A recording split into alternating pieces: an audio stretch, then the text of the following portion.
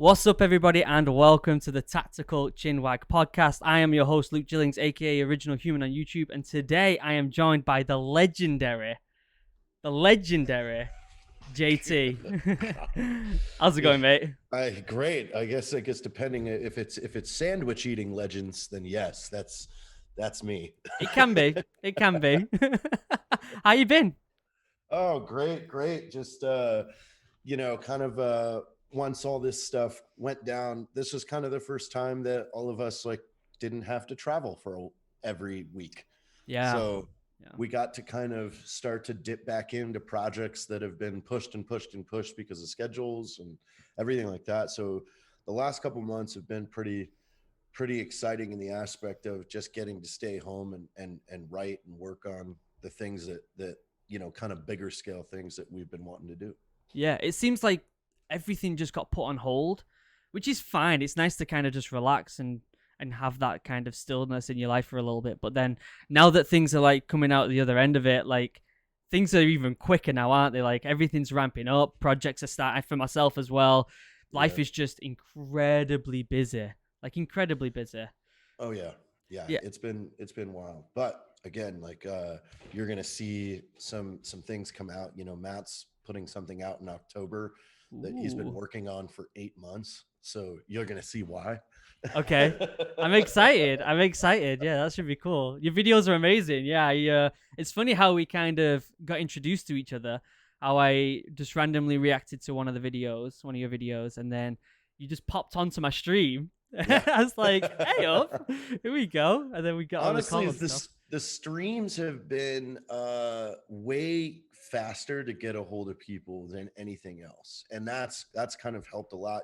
I've been our business development guy for Black Rifle and Article 15. We recently closed Article 15, but Black Rifle. So like, I'm generally one of the main people that is reaching out to new guys and girls that are doing things in different spaces, influencer wise and stuff like that. But it takes forever. Like sometimes to like you've got to like you ever heard the story of how we became friends with Charlie Classic? Like I kept jumping on his Instagram lives and just harassing him until he finally, like I would say the most ridiculous stuff, and he finally reacted to it. I'm like, check your DMs. I've been trying to get a hold of you. And then that was 5 years ago. And, we've made 50 videos with Charlie Classic since then. Sheesh. It does take that persistence. I actually there's a famous former SAS lad over in the UK who does this show called SAS Who's Dares Wins, and I wanted to get him on, but like I DM'd him, and again, DMs are just like over. Even my DMs are overrun now, and it's craziness. But I got together my group of people on Discord and was like, I'm gonna comment on this picture. All of you just hound this picture and get hold of it, and hopefully he'll contact. And he did. He did eventually contact me because of that. But you kind of need to. That's awesome. You need to be a little bit more persistent, don't you? But the streams, yeah, you've been streaming now, and I guess this is thanks to the whole lockdown. Is people have been online more and streaming and kind of getting into that strange world of Twitch, which is weird, It's isn't a it? different one, man. It's been fun studying it because it's something new. Matt and Eli have kind of really hit the stream thing hard. Like I have everything to do it, and I do it kind of when I feel like it. But when you're doing 2 to 4 podcasts a week, getting on camera again for 1 to 5 hours, it's kind of it really does become a job. Yeah, it's like, does. even though it's fun, it's like, oh, I'm not feeling it tonight. Yeah, and it's way more draining than you expect. Like being in front of the camera just drains you sometimes, and like interacting and having that high energy. Sometimes you just need to like relax a little bit after a day's work. Yeah, when you have to entertain. You have to entertain. Yeah. And with me coming from a podcast world and not the Twitch world, I'm not used to, even though that I've seen the Twitch audience is okay if you just hone in on the game and play your game. But for me, if there's a camera on me and I could see myself and there's people chatting, like I have to be all animated and on. So it's like, I feel like I'm robbing them if I'm just quiet and sitting there playing. This is in your blood now, though. You've been in front of the camera for quite some time now, haven't you? Like almost 10 years. That's a long time, mate. That's a long time. I was watching the like the intro video on Black Rifle Coffee Company's YouTube of like, like how you kind of came about, and the whole like getting the payout from the military and buying camera equipment, and then just kind of like going from there and just building from there. It's pretty inspirational, mate. That's a pretty inspirational story right there. Well, thanks. I mean, it was I kind of started I mean, I always moonlighted when I was in the military. I mean, it started back by the time I got all my training done and I was good to go around 2005 time, is when I started working for a body armor company, just helping design. Like I helped put their website together for them and do graphics and things like that. But then at the same time, I was constantly wearing these carriers and switching them around, and oh, this isn't comfortable, this doesn't work here, what if we tried this, like, so I did that for a little while, and then that kind of is what, having to lead up their kind of art department around from 2005 to 2007ish is what pushed me into Photoshop so heavily. Oh, And okay. then the foot being a heavy compositor and like layout designer, I kept getting frustrated with the images that were supplied to me to do these things. Like, hey, I have specific things that I just need for design elements, just basic stuff. Like I just need front on half of someone's head, in gear or something like this, so I can put it on the left side of the graphic, and like, oh, Yeah. this would look good here. So that's when I started pushing into photography and learning like advanced like strobe photography, and then all while that's going on, i'm I love video editing. I've been video editing since I was 14. So Right. So you've been doing this for a long time. I mean, was you doing all this while still in the military as well then? mhm. That must be crazy because life in the military, you do have times where you sit down and you do nothing for quite some time, but you've got to get up and move in the click of a finger sometimes. Well, So it was, yeah, how, go ahead, how I'm did the sorry. how did no you're fine. How did that logistically work then if you're in the military and you're moving around and doing things, but then you also have all these crazy projects as well? Well, everywhere that I would go, I would network the city somehow with what I was doing. Like one of the first things when I moved from Florida, because I was in Florida for 4 years. So I had a really good network of people in the music scene, in the video scene, in the photo scene. And then I upped and got PCS to El Paso. And it was Okay. like, okay, well, I don't have all the assets that I had in Florida. So I need to, how can I do that quickly so I'm not hindered by this? And we started a fake news team called Channel 275 Action News. We started, we graphics wrapped this van and we dressed up like Anchorman guys, and we just started rolling around town like acting stupid. But it worked. Like that got me in with the big radio station in El Paso, which then the Wow. radio station has all the the main restaurants and kind of attractions that are all advertising with them. So they were using me for different things like that. Like we did these like 10 food challenges in El Paso at 10 different restaurants. Like, so we did a bunch of fun stuff. And then I met Matt in 2013, and like he was still deploying too. So he was, Mm. I mean, our schedule when we created Article 15 was, I would get up super early. It would be, 8 hours ahead, and in whatever country he was in, like we would chat on the drive, because my drive into the base was about 40 minutes. So we'd have a call then. At lunch, I would check in on Messenger, and we would be kind of going over artwork or designs or things like that. And then the second I would get home, it was straight to the office and work until midnight. Wow. Busy. I mean, that work ethic must come from the military though in itself, right? Absolutely. Yeah. Yeah, yeah, because I know I'm busy as well. Like school, I'm still at school. I'm still at university. I've got a kid being born next month.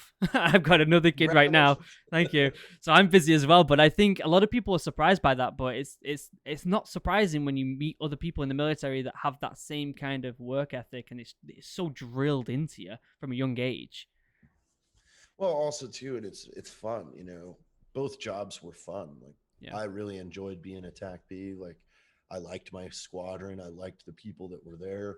And then I get home and I get to do something completely different that's all creative based. So it was a very good balance. Yeah, yeah. So how did that go? How did that transition from um being in the military and having all the like these other odd jobs with the body armor and stuff, how did this transition into Black Rifle Coffee Company and to what it is now, which is like this powerhouse, not only selling coffee but on YouTube as well for videos? How did that come to fruition? Well, so Matt and I, you know, we really, really dove deep in social media study. Okay. When I had met Matt, I was about 2.5 years into just wrapping my head around Facebook, like in its entirety of how things go viral, why things go viral, what are characteristics of videos or skits or sketches that are going to get shared, what and when I had met Matt, I was managing like 3 or 4 different Facebook pages that had over 250,000 followers. So it was like, and I was around in this realm before Facebook went public and actually started the filtering of reach. Mm, So you would have to pay for it. But I mean, there was times, I remember posting a photo of a Plenty of Fish date I was on one of the Facebook pages, and 10 minutes later it had 70,000 comments, because back then it went to all 500,000 of the followers feeds instantly, and the behavior of people back then that followed a page felt like they had to engage with it if it posted. Like right. now we're very accustomed to just scrolling through, ignoring, occasionally, like now to get a comment it's 15 times harder than it was back in 2011, 2012, Right. like because of behavior. Like Right. the culture has just changed. So when I met Matt, he really clung on kind of the data side of things with me. I mean, you're talking back in the day, like we had these huge spreadsheets and trackers, and like we're able to predict view count to like the 500th, the first 24 hours, the first 48 hours, the first 72 hours. Like I have all these spreadsheets of, okay, here's what day we're posting, here's what time we're posting, we should be hitting these milestones by this Wow. current time frame. And then circling back around with, okay, how many people did that bring to the Article 15 website? Now how many people are checking out of the Article 15 website? Okay, this type of video did way better than this type of video. This type of video, even though it didn't show, there was a video that we had only 100,000 views on, but we had almost 10,000 sales attributed. So 10% of the people that watched that one video Yeah.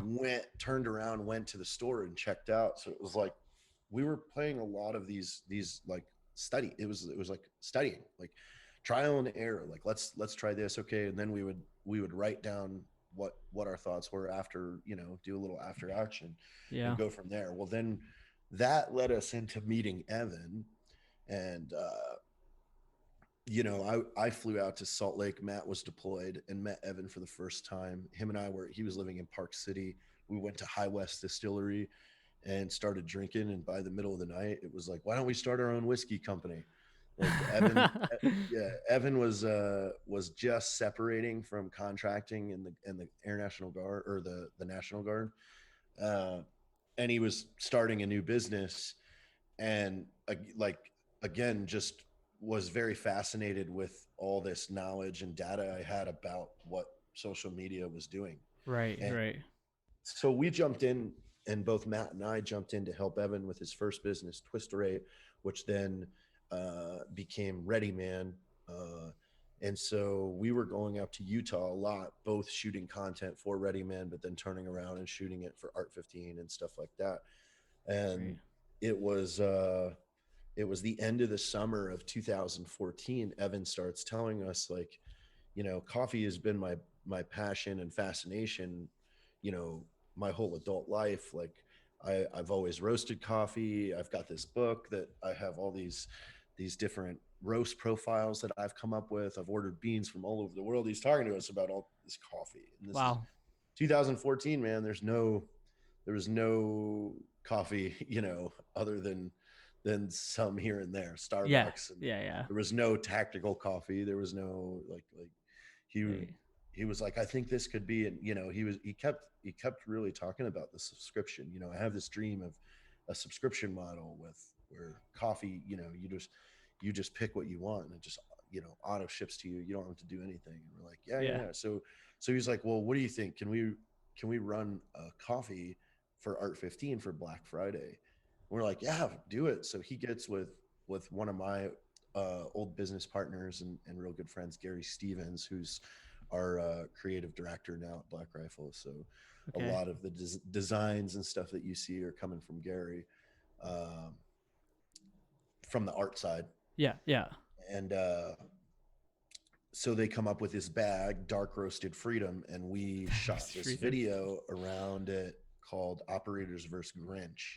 Okay. And we interdict the Grinch driving a Corvette with the helicopter, and that's our ad for the coffee. Who came up with that idea? Who came up with the idea Oh, of the Matt. Grinch? Yeah, it was Matt. That's And hilarious. the coffee did really well. Like it Yeah. pretty much sold out like almost immediately. And then the feedback started coming in of, hey, Yeah. this, I bought this because I thought the bag was cool, but this is actually really good coffee. And because Evan, you know, actually had it roasted for order, like, and it was all fresh, and it was his Yeah. roast profile that he created, and it was just, yeah. That's awesome. So I have a confession. I've never drank a cup of coffee in my life. Well, Being there you super go. British. Being super British. So I plan on getting some of your coffee and testing it on my Twitch stream live and seeing what I think. I'll probably be wired. I'll probably be I absolutely wired. I think we should elevate this, because if you've never had a cup of coffee, Yeah. your first cup of coffee could be from Evan himself. That would be cool. Like if Evan made like some special and it's like, this is your first one. Like, Yeah. Yeah, because I think the only thing that I kind of think of coffee is my dad drinks coffee. He drinks it black with nothing in it, and it's like the instant coffee, the cheapest brand at the store that you can get, and that's what like. I remember tasting it once or twice and being like, what's this? This is horrific," because it was like the worst of the worst, and he still drinks it. So like that's my only impression I've had of coffee. So if I drink something from you guys, this could be it's gonna be different. it could be different, yeah, but most likely going to be extremely different. So that would be kind of cool to get on video and see how I react to that. I would love that. Yeah, that would be cool. We should do that at some point. We should do that. So going back to the whole military stuff, when you were filming and you still in the military, did you get any like kind of pushback from the military? Because I know in England, if you post like anything on social media, if you're in the military, especially the Royal Marines in England, if you post anything on social media, videos or anything like that, it might not happen as much these days, but back when I was in, you would get a lot of like, oh, look at this idiot posting stuff on social media. Oh, what you doing? Being silly and all that Well, lot. yeah, it was different because like this time frame, nobody did this. There wasn't Instagram wasn't around. Right, So right. when I would put together, like when we would go on a trip for training or something like that, and I would put together an edit of us doing cool things and then loading that on like Facebook Yeah, or YouTube, the guys were like, "Whoa, that's really cool," because it's new. It's yeah. not There's no as stigma. normal. Yeah, it's Yeah, not as normal as it is now, where it was like, oh, and also, I've focused my efforts on recruiting for TACP. So everything I was making really made it look it made us look good. And it was getting, a lot of awareness out there from people that didn't know the Air Force had jobs like this. yeah. That's cool. Uh, That's so I never cool. caught flack because they all liked a lot of the stuff. I wasn't doing a lot of funny stuff back then. It was more Right. kind of geared towards recruiting. Oh, that's cool then. So it was kind of like more easing into it. There wasn't many people giving stigma about. Yeah, because I remember like Instagram just kind of started when I was leaving. Like right as I was leaving, I just started, and I remember a few people kind of posting things here and there. They got so much stick, just like, oh, I posted selfies and posting stuff in your grass. It's so silly, you shouldn't be doing stuff like that. And I know when I started the YouTube, it kind of gave me a little bit of like anxiety. Like, should I be posting this stuff? Am I gonna get people from the Marines like contact me, being like, "Hey, don't do stuff like that," And I've had to kind of just go off on my own and just do it, and just kind of get inspiration from you guys, even though my content's completely different. Get inspiration from a few others, and just kind of go ahead. But now you guys are like, I would guarantee that a lot of people in the military know who you guys are, and they pretty much all watch your content, which is kind of crazy if you think about it. It is really funny, and it always Well, what's really interesting is our demographic is much older. Oh, So okay. like it's funny, like you ask 18, 19-year-old brand new military kids what you think would would be all up to date about us. They have no clue. But the first sergeant and the commander and all the Yeah. platoon sergeants, they all know. Because and I think that's because, I got out at 15 years. Matt did over 11 combining his contracting time in, and Evan did Yeah. almost 18. So our humor and the jokes that we have that we put out are not at a private level. Like it's at like a mid to upper tier NCO level of Right. things that we're making fun of. So obviously they would reflect on that. Yeah. Yeah. And do you think that's something that will change? Do you think you're gonna try and reach out to younger people when it comes to that stuff, or do you think you're just gonna keep going with what's working right now? We're like us specifically, we're gonna keep going. Like you know, you're gonna see the content kind of cadence slow down Yeah. where it won't be as much little stuff, but you're gonna get big, long, and really nicely produced pieces. Like, Mm-hmm. I'm working on a show right now that's almost like a TV show format, two of them Right. actually. So you've got Free Range Aviation, which is like Dirty Jobs with Micro, except I go around and and look at these really cool planes and stuff with aviation and fly them with the Wow. pilots and talk about their stories and things like that. So going to be studying, all aviation. And then the other show is called Nommed, and it's a 1990 style sitcom that's 24 minutes in length an episode, and it takes place in a fire base in Vietnam in 1967. And me and Jack are kind of stuck at this fire base. So it's kind of like Cheers or Yeah. Friends, where it's like it's centered around one location that you never really leave, and it's all just really funny dialogue and situations and stuff like that. Nice. And is that going to be on YouTube, or are you trying to like dish that out to No, anyone? we're Just just gonna keep it put on it. YouTube. Yeah. Yeah, that's awesome. That's awesome. Yeah, I know my audience is really young, especially with the whole Twitch situation. I feel like Twitch is such a new thing with the audience, and I know you guys are you're probably recruiting a lot of young people just through the Twitch streams because I tell people, oh, I've been Twitch streaming, and a lot of people are like, I have no idea what that is, unless they're really young, and then like, oh yeah, I get that. So in a way, you're probably kind of reaching there, but it's not intended in a way either, you know? Yeah. So Matt and Eli are definitely the Twitch masters. They're on a set Yeah, schedule, Monday, Wednesday, Friday. They yeah, go for a few hours a time. They know they have all their, it's very entertaining because we've filmed a bunch of assets for the streams that we can cut to and things like that. So it's pretty fun. that's Uh, awesome. and yeah, they're pushing into that space, and like that's kind of where we're all at. Evans handling outdoor hunting with Logan. Like they're going to really focus a lot of their content around fishing and hunting trips, Great. being outdoors, camping, hiking, all that stuff. I've got aviation. Matt and Eli's got gaming. Yeah, that's awesome. And you think that's just stemmed just because of the lockdown? Do you think that'll carry on after lockdown, or do you think it's Oh gonna? yeah, yeah, yeah. Yeah, it's This gonna is carry on. kind of like how we look at, like, okay, we're moving forward now. Like we've established ourselves in the military and the law enforcement and first Yeah, responder space. Like now where do we want to go from here? It was kind of like, Evan just said, hey, what does everybody want to do? I'm like, yeah, I want to become a pilot. So yeah, okay, wrap your content and all the stuff that you're doing around that, yeah. and hang out over there because that's a good market to push into. Yeah, definitely, definitely. So you mentioned to me that you have like a ranch down in Texas, and you Yeah. got a bunch of different stuff down there. What have you got down there? What can you get going down So there? the ranch is, you've definitely seen it in a lot of videos. It's where we Right. filmed the Veterans versus Halloween and everything. It's on 1,800 acres. It's about 15 minutes from where me and Matt live. I'm at my house. Matt lives a few miles away, so we're kind of Yeah. right close to we get I mean, together. how many acres did you say again? 1,800. 1,800. That's 15 minutes away from everyone, right? Like that's a lot of land right there.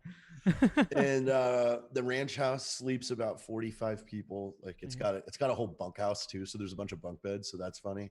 that's And we've got awesome. our own shooting range carved out on there, where you saw the Fourth of July seal was filmed out there.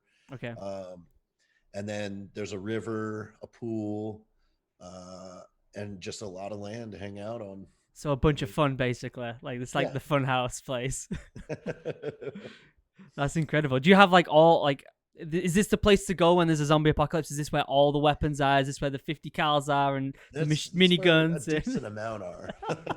That's incredible, man. That's incredible. I'll definitely have to come visit at some point.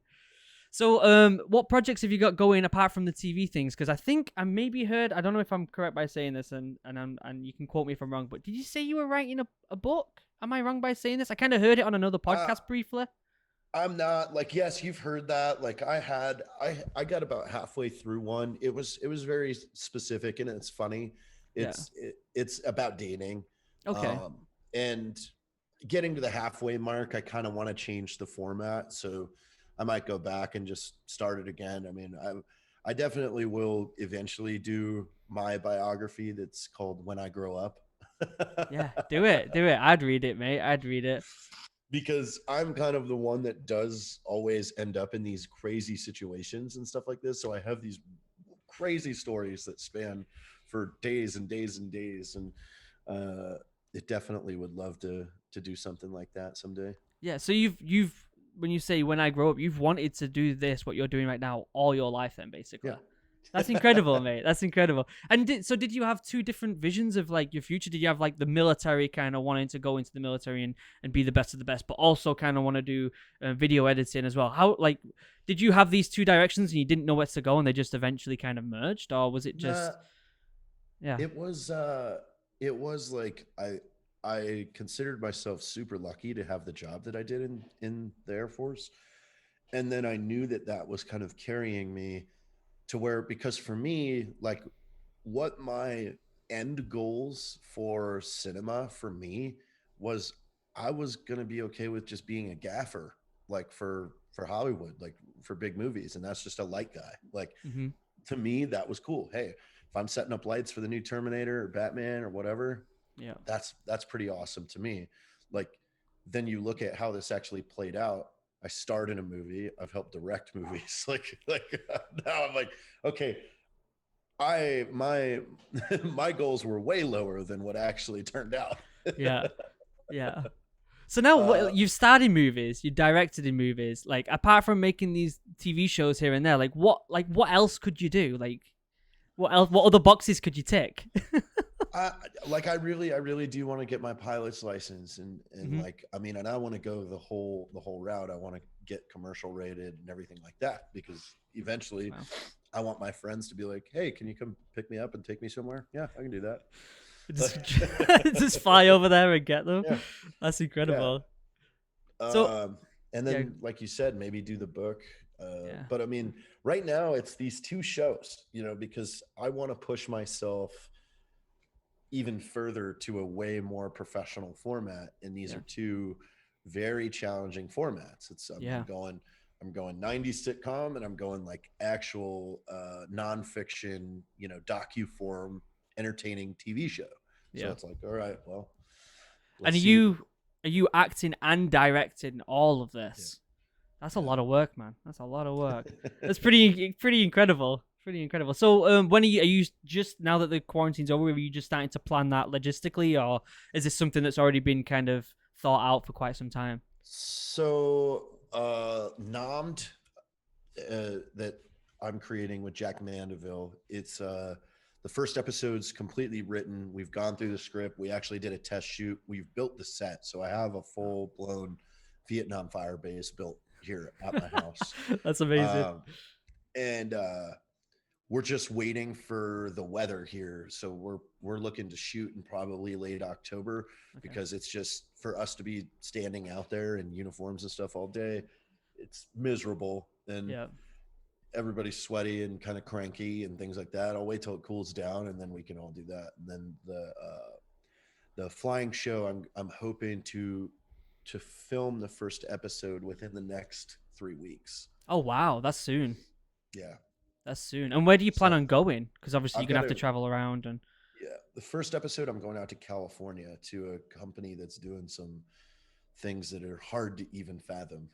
yeah, that's awesome. I'm excited to watch him, man. I'm excited to see where it goes. But yeah, directing and acting and setting up all the studio, that's a lot of work, man, to be doing on yourself. Obviously you have a team with you, helping you out, I'm sure, but that's a lot of Yes. work. That's a lot of work. What's the time frame? What's the like, you going out, you're doing all these different, like, going to different places and filming and stuff. Do you have like a set schedule for all this? You're like, I'll film like 10 episodes of this, and then I'll go out and I'll film like, I'll travel and do 10 episodes of this, or do you just do like one by one, or like how do you logistically, how do you do that? Well, we'll take both of these. So like for the flying show for free range aviation, like we're going to use episode 1 as our test phase. So Okay. we're traveling to it. We have, 3 days to shoot, and then as soon as we get back from shooting, we'll go into editing and start the stopwatch. And Mm, the second we're happy with the product, I'll go, okay, how long did that take us? Do we need buffer anywhere? And then I can make a schedule for that and just allot that chunk of time for the team to work on one of these. Because I'm thinking one of these a month will come out is what I'm okay. trying. And then with Knobbed, though, we built the set here on site, so there's no movement of gear and people and equipment. And Mm-hmm. I think after we get the pilot done, if it does well and people like it and they say we want more of these, then Jack and I will sit down and write 2 to 4 of them and shoot out all 4, simultaneously, like in sequence, and then go into editing and then maybe release all 4 at once or trickle one out a month, things like that. Right. But again, I mean, it's long form. So these are 24-minute scripted, edited pieces. Yeah. I'm interested to see how kind of the audience reacts to that today, because they're not really used to it anymore. Everything's quick. Everything is quick, especially on YouTube as well. If you don't grab someone's attention like instantly, like they drift away real quick. Mhm. So yeah, I get exactly what you mean, and I feel like this is going to be the type of show that is really going to like stick with an audience, and is going to be one of them things that grows really popular with word of mouth. Like people are going to be like, "Hey, have you seen this new show by Black Rifle Coffee Company?" And I think it's going to be. I'm going to watch it anyway. I don't know about anyone. I'm going to watch it. Tell me about the flight license. How do you even go about getting a license to fly? I mean, you start by taking, I mean, nowadays you can take the course on over the internet, like take Yeah. your ground school and your ground test, which that's just teaching you the fundamentals of flight, like Yeah. and airspace division. I have an understanding of that coming from a JTAC Right. background. um so I just have to take my ground test, and then the second I take my ground test, I start going up with an instructor and logging the hours while he puts me through different lessons that I do right there with hands on. And then Right. once you get 40 hours, that's the minimum for you to take your test. You can take your check ride and Yeah. get signed off. And then from there, you go to the advanced schools like instrument rating, commercial, and then you look at your CFI, CFII, Wow. That's which good. are instructors. Yeah. That would be cool though. When it's like an investment in it. As soon as you've done it though, you can do whatever you want. I do have a teaching degree coming from a instructor in the military. So once Right. I get into the CFI stuff, like then I can go and teach people how to do it. That'd be awesome. Have like a little school or something. Do you plan on Yeah. making videos about your actual journey? That's That going to would. be the B story inside free range aviation. So Ooh. your main story when you watch one of those episodes is about the guest and where we're going and what we're going to fly and why we're going to fly it, where it comes from and things like that. And then every episode will have an update of where I'm at on my path to becoming an actual pilot. That's really cool. Are you planning on flying anything military, or is it just Oh yeah. strictly you are? That's awesome, mate. I'm excited for this. So, We've got approval for quite a few cool things. nice. So when we say flying, this is plane only, no helicopter or anything like that, or No, helicopters too. you're gonna Because do the I whole. actually have way more hours in a helicopter flying than I do in a Yeah. plane. I've probably got Okay. maybe 4 or 5 in a fixed wing and maybe Wow. close to 70 in a rotor. Right. And did you learn that in the military, right? Can you No. you didn't learn that in the military? Oh, Mm-mm. okay. Okay. It was my friend. Pilot X lives right down the road in El Paso, and he is a collector of helicopters, and been flying them for 35 years. Wow. And he was just like, he asked me and Matt like the first a couple times we hung out. Who wants to learn how to fly? And Matt was like, I'm good with just riding. I'm like, I want to learn. So what's the craziest thing you've flown? What's the weirdest, craziest thing you've And flown? I've flown a AH-1 Cobra. Wow. I've flown an F-16 D model. I've flown a British Strike Master, BC Wow. 107, I believe, or 127. Wow. Uh, How so did yeah, how did that happen? How did that just happen? Or is this allowed to be said online? Like how did oh that yeah, happen? yeah, yeah. I mean, Okay. uh, the the Cobra it's a privately owned Cobra from an air museum, Okay. like a warbird museum, and they brought it down for some stuff we were doing with Nine Line Apparel, and we filmed some videos with it and jumped in the front seat and took Just it for took a off. spin. No big deal. Just took it off. No, yeah. You make it sound like you're just going for a ride on a little motorbike or Oh, you something. got the pilot behind you. It was pretty weird in the Cobra because the front seat stick is on the right and not center, and that's kind of odd for a helicopter to be Okay. flying Yeah, you're like a. completely out my league here, but it sounds awesome. It sounds awesome. You done any like loops or anything? Any flips or is that a no go? Is that like Not in completely the Cobra, but in okay? the F-16 and in the Strike Master, yeah, we did quite a few. Okay, that's so cool, man. That must be so weird to be like, yeah, I'm just gonna get in a helicopter and just fly it. No big deal. Practiced it a few times, like. So wait, when you get your license, where do you plan on? Like you say, you just want to be able to pick up your friends. Do you plan on doing like some sort? It'd be cool to do some sort of like cool trip, like across the country, maybe even around the planet, or something bizarre. Is that something that you'd love to I do? mean, things become real different once you start flying because it's like there are so many little airports out there.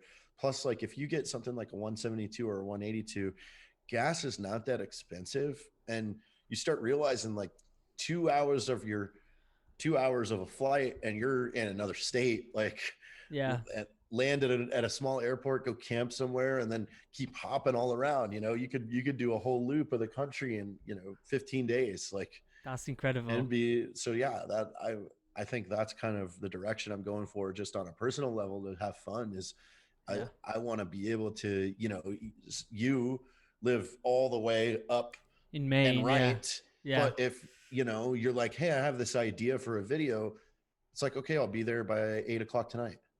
Can you imagine? That's so bizarre, isn't it? I mean, that's a great. It's a great like. It's a great thing to be able to do. Especially in a country like the US. Like obviously, growing up in England, anywhere is like a 4 hour drive.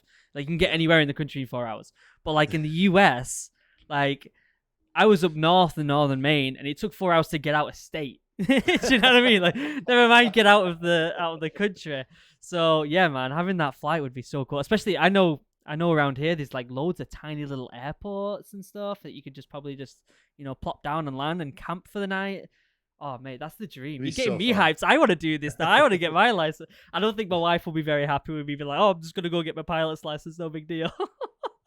Just say it's for content.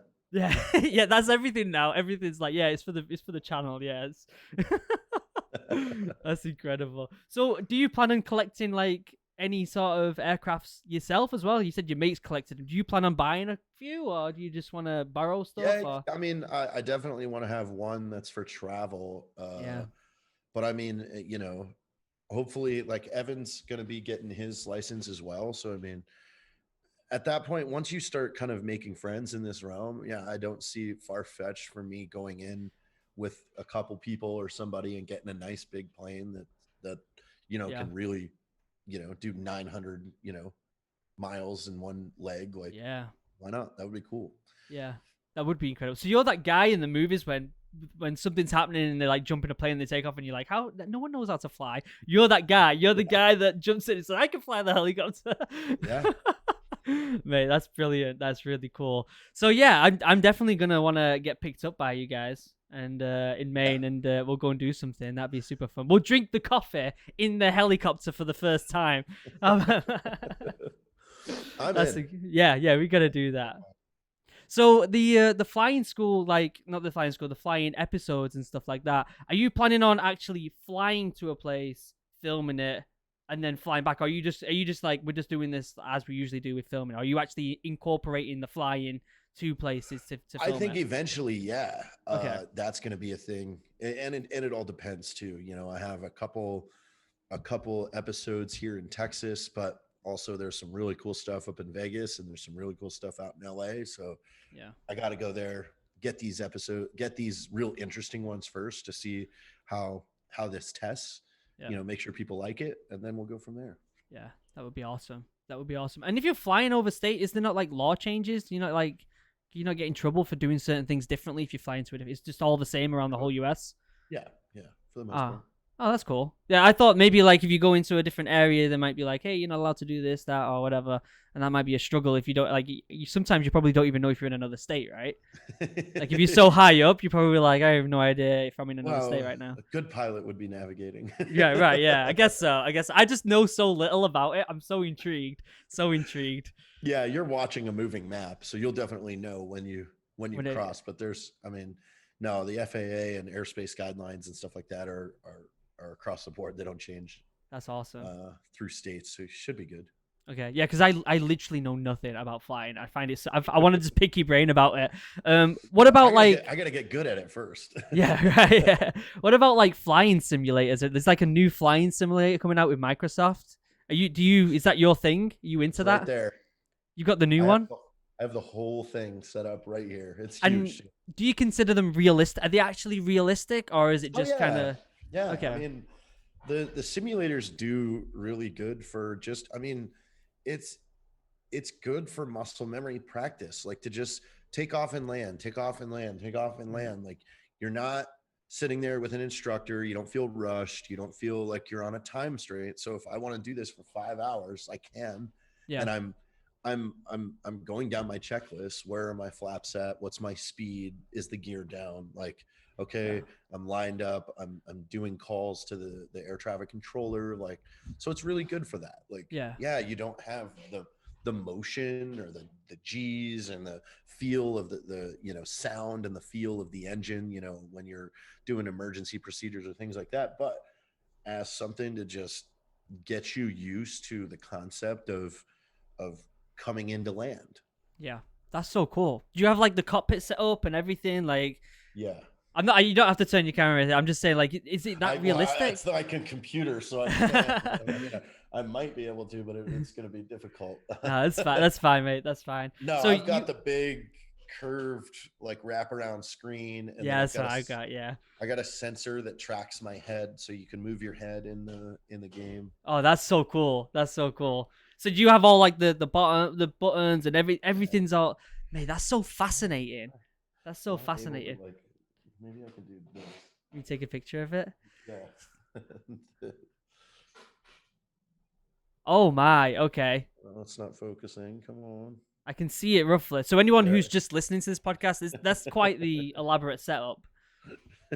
Yeah, I was always like when I saw these flight simulators, I was like, okay, well, how much of a simulation are there? Like, how much does it actually feel like you're really flying? So, from your perspective, it's actually very realistic. Apart from the actual feel, like the Yeah, actual, the software like really does a good job in mimicking like characteristics of these different airplanes. So it's like your stall speeds and things like that, like how just getting used to not doing things outside of the parameters of your plane, yeah, because in in a plane, like you can crash and break things if you roll that thing to the side and it's a Cessna and pull as hard back on the stick as you can and over G the plane and fuck up your wing or like how many planes have you crashed in this simulator? Is there like a tally of how many you've crashed? yeah, there Or is helicopters? when I stream it tallies. Wow. But I mean there is a reason why our logo for the Wet Boys has a F-18 with its wing on fire. That's brilliant. That's brilliant. So we've been around 45 minutes. For all the people listening and watching, where can they find your streams, your channels? Give them all the deets of where they can find you for this stuff. Everything is just JT Article 15. Okay. Article 15 was the first company Matt and I started, so I'm just keeping with that. So Yeah. Instagram and Twitch and Facebook and All the YouTube, usual. just JTARTICLE 15. And the one thing I can say about like Instagram specifically, I put something that is completely written and self-produced and edited up about once every 3 days, and it's ridiculous. So Okay. everything from completely original music, yeah, like our Thick Boys Chopping Wood music video we did a couple weeks ago, to like very sometimes serious but funny sketches and things like that That's incredible. that are And ridiculous. this is just on Instagram. You don't put this anywhere Yes, else. Just on I Instagram. just That's throw it up on Instagram. that's commitment, mate, right there for Uh, Instagram. I kind of feel like my Instagram is like a TV channel. Like Okay. people that come to it, it's like, okay, except you don't know what you're gonna get. Right. Right.